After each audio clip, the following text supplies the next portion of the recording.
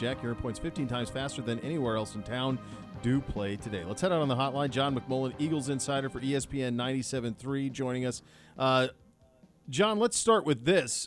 Doug Peterson was just finishing a press conference here within the last hour or so and was asked about a guy who we've seen in the building here today interviewing for the head coaching job here, and that is Jim Schwartz. What did you make of Doug's answer to the question about Schwartz's future in Philly? Well, he was very vague, and in the same press conference, he was asked about Mike Groh, the offensive coordinator, Carson Waltz, who's been a very embattled position coach at wide receiver for the Eagles, and he flat out said they would be back. He was much more vague about Jim.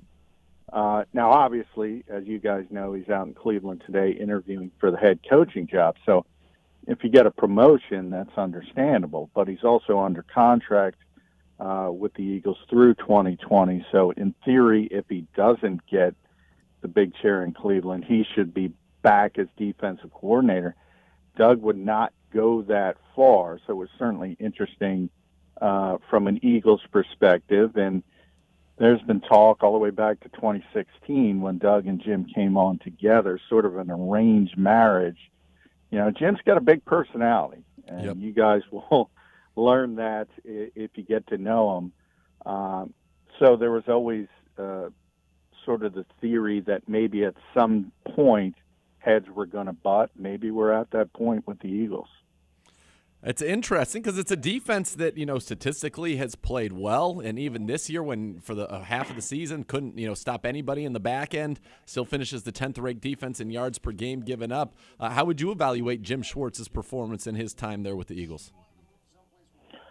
Yeah, I mean, Jim, to me, and I've said it for a while, Jim is one of the best 5 defensive minds in football in the NFL today. I think he's in that rarefied air. He's in that conversation. If you look at the Jim Schwartz era here, the Eagles are, from a points allowed perspective, number 1 in the entire NFL at home as far as points per game allowed. And they've never had top-tier talent during his time here, especially on the back end, especially back 7. He always calls the front 4 the engine of his defense. Eagles have had really good defensive lines. But to me, coaching is about accentuating the strengths of players, maximizing as many deficiencies as possible. Jim does that. It does it on a consistent basis. And you mentioned their rankings. The Eagles are always greater than the sum of their parts, and that, to me, defines a good coach. And Jim's a very good defensive coach. John McMullen, our guest, Eagles insider for ESPN 97.3 in Philly. John, the thing that everybody on our team, our players, everybody said afterwards, it was leadership. And one thing that we think is going to be pretty critical here, because it was something that was lacking last year, was somebody who can stand in front of a room of 53 guys. And on this team, there is tremendous personality and demand the respect of the people in it. I don't know Jim. You do. You've been around him. Is he somebody who has the ability to do that? Yeah, unquestionably. I mean, from a press conference standpoint, things like that, he owns the room. He understands how to do it, and he commands. He's that type of presence. So I always talk about head coaching jobs, and I think people get caught up too much into X's and O's and scheme because that's a really, really big job. Really big job. And there's so many ancillary issues you have to deal with, from personalities to locker room, just the daily effort of the media and handling those aspects, logistics, setting up practices, setting up the day and the time frame. Jim's already done it in Detroit, obviously.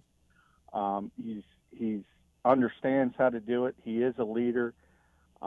And the rest of it kind of fills in from there.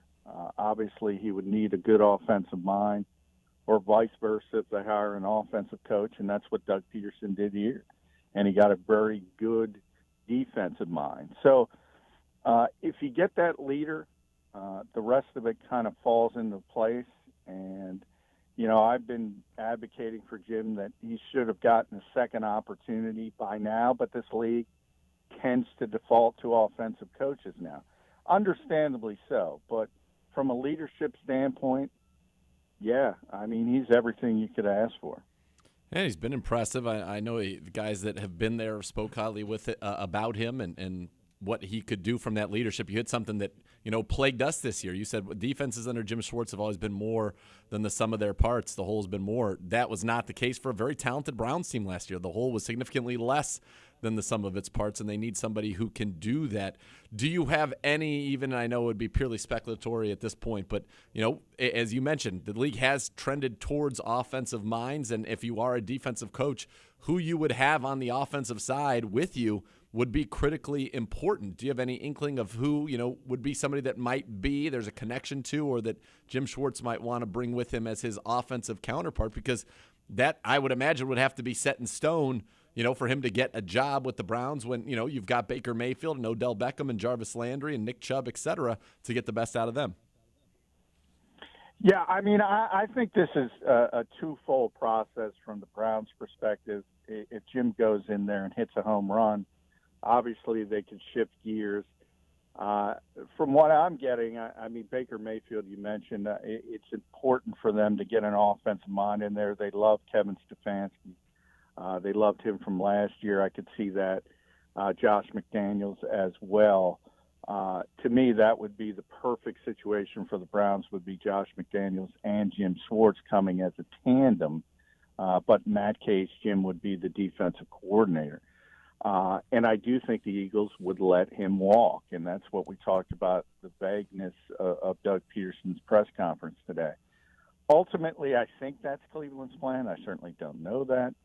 I don't know if I like Josh McDaniels as a head coach. In fact, I'll be honest, I don't like him as a head coach. But why do you say kind that? Of a 50-50. Just from a standpoint of his first tenure, obviously in Denver, I think there was an Adam Gase-like level of immaturity. We just talked about leadership. I don't think he showed that. Now, people can grow, no question about that, but I think what happened with Indianapolis, that doesn't trend in a positive direction for me personally. I don't think he's shown that, but I could be completely wrong. I think Jim is a leader. I know Jim is a leader. But again, you have that offensive-defensive dynamic. Ultimately, if that's the way it shakes out, it could certainly be worse. But as far as offensive minds, if Jim comes in, I don't think there's anybody here on Philadelphia's staff that's ready for that type of position, number one. Second part of that is Mike Groh and Carson Walsh and Press Taylor, who's the quarterback's coach. Doug essentially said they're all going to be back, so it would have to be outside the organization. But as I said, that stuff will fall into place because Jim is a leader and Jim knows how to handle the situation.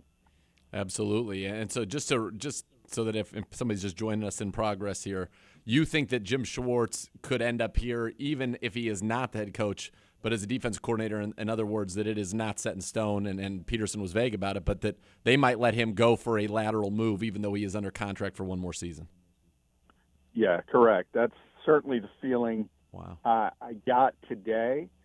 And again, that's one of those things where, if you go all the way back to 2016, and I don't know if you guys remember, there were comments from Mike Lombardi about Doug Peterson being the least prepared coach in NFL history, which turned out to be silly on the surface. Yeah, absolutely. But a lot of people connected that to Jim Schwartz because he's so close to Mike Lombardi. From the time in Cleveland. That's really been in the background since then.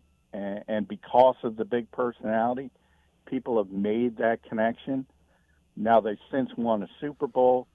Doug has firmly cemented himself.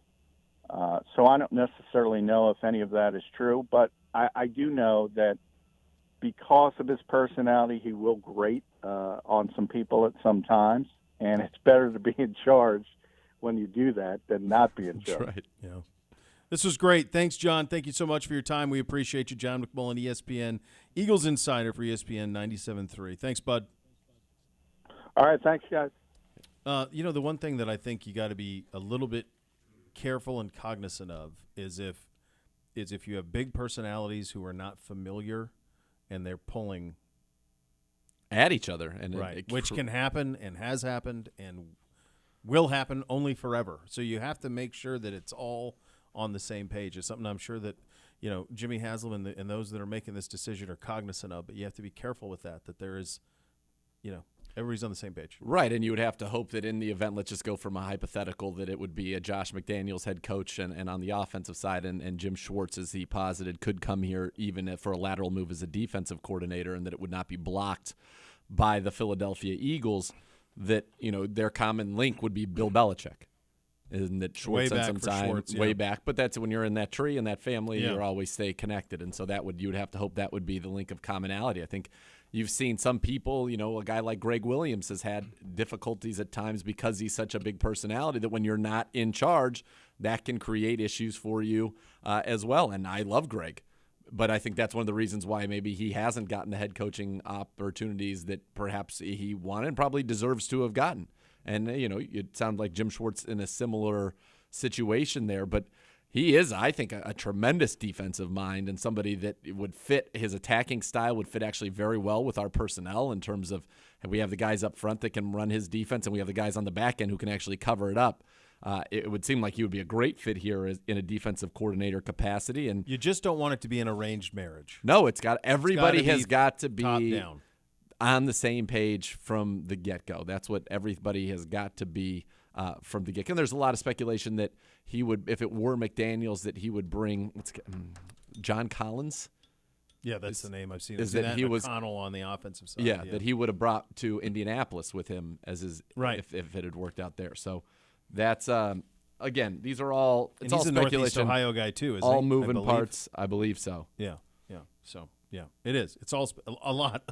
It's all it is right now because very fluid. they're Much like Mac Wilson. Yeah. It's fluid. It's a fluid situation. Absolutely. All right, coming up next, CBSSports.com ranked the Browns head coaching candidates. We will tell you how they think this thing ought to go. We will do that coming up next.